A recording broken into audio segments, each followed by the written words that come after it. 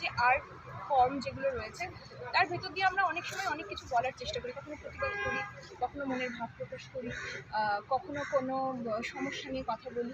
তো সেই রকমই একটা ভীষণ সেন্সিটিভ একটা শিল্প কিন্তু গম্ভীরা। তো গম্ভীরা যারা করতো তারা সেই সময়ে সমসাময়িক সমাজের দুর্নীতি বা নতুন কিছু ইনভেন্ট হলো, নতুন কিছু আবিষ্কার হলো, সেটা নিয়ে গান করা এবং সেটা নিয়ে ব্যাপারটা কিন্তু যাত্রার মতন না, গম্ভীরা নিজস্ব একটা ফর্ম রয়েছে, সেটা যখন আপনারা ছবিটা দেখবেন তখন বুঝতে পারবেন। তো এবং তারা তাদের সমস্ত কিছুটা তাদের নানাকে বলে, যেই জন্য আমাদের ছবির নাম নানা হে। নানা মানে কি? নানা মানে শিব।